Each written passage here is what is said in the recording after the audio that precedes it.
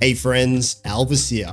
Today I'm going to give you guys a Season 2 updated version on how to find way more uniques, but more importantly, how to find specific uniques. So we did this for Season 0 and 1. Similar to the previous seasons, a lot has changed. So this video is broken up into 2 categories, with the last one being very important, by far the most slept on. We're using this quite a lot last season as well. So we've got some cool new information to share with you guys. So let's jump into the biggest change that has happened. This is for the Eternal Realm as well. If you're not playing in the new season, that's cool. So Diablo 4 introduces 5 new bosses. Each one has a specific loot table. And lucky for you and I've got the loot table here and I'm going to share it with you. So what's cool about the loot table, let's take Lord Zir for example, the main boss for Season 2. Well, he can only drop 5 unique items specifically for the Druid. He can also drop 3 uniques for all of the classes.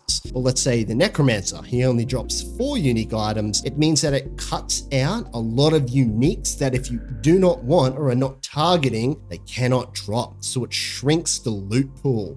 Let's say you really want to find the Crone Staff. Well, on Lord Zir, the Mad Wolf's Glee is far easier to find than the Crone Staff. So it doesn't work out mathematically as 12.5% chance of each one. So you're going to be spending some time. Some of these are harder to find than others. But more importantly, if we go from Lord Zir and we jump onto, say, Vishan, well, this is a totally different story. Vishan only drops 3 Druid-specific uniques and only 2 general or generic uniques in the game. One of those happens to be the Crone Staff. So all of a sudden, that chance of this item dropping, gonna have a higher chance of finding the Crone Staff with Vishan. Now, if all of this is a little bit confusing or there's a lot to remember, don't worry. All this information for each boss and everything is going to be in the description of this video. Now, out of the 5 bosses, we have one that stands out the most, and that is Uber Duriel. He's a little bit different from Duriel in the campaign. In fact, he's a lot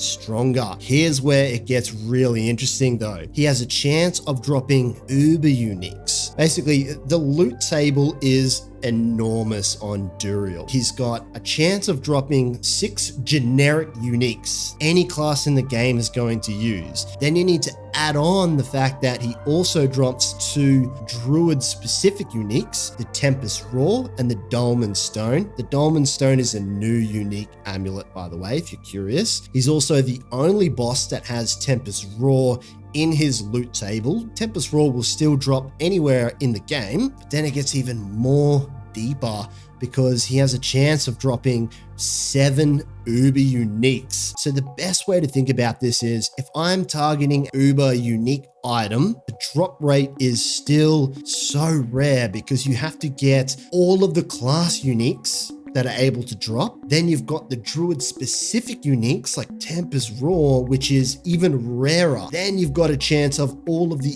Uber uniques, which are even rarer than Tempest Roar and the Dolmen Stone. But there is some good news about this. The Doombringer and the Grandfather, well, they're unique to the Barbarian and the Necromancer. Over here on the Druid, we've got the Ahavarian Spear of Lysander, which is unique to the Druid and the Sorceress. So really, the Uber unique loot pool is actually only 5 Uber uniques. Now let's talk about the second component to this video. Nightmare dungeons aren't as important this season because you're going to spend most of your time farming crafting materials to be able to get a chance at finding these Uber uniques by fighting Uber Duriel. But the thing is, you're going to need some pretty good gear to be able to fight Uber Duriel in the first place. So you're going to find a lot of your uniques now all around the world, but Nightmare dungeons are still important. Remember, you still have to level up your glyphs. So I'll catch you up quickly from the previous 2 videos.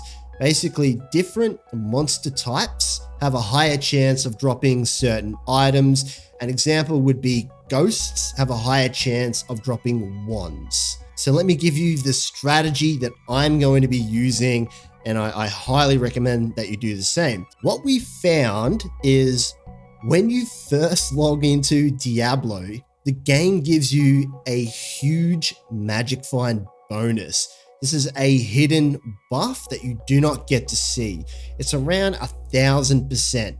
This is why when you first log in, within the first hour of you playing the game, the chances are you're probably going to find 2 uniques straight away, within the first 15 minutes even. So I'm going to be saving all of my Nightmare Dungeon sigils for a specific unique item that I'm targeting. So it might be Alder's Cave or the Cultist Refuge. I'm going to keep all of those sigils, and then when I log in the next day for the first time, you get that massive 1000% magic find buff, and I'm going to farm those dungeons specifically because I know there's a far higher chance of a Tempest Roar dropping, and it's even higher chance because of the unique buff.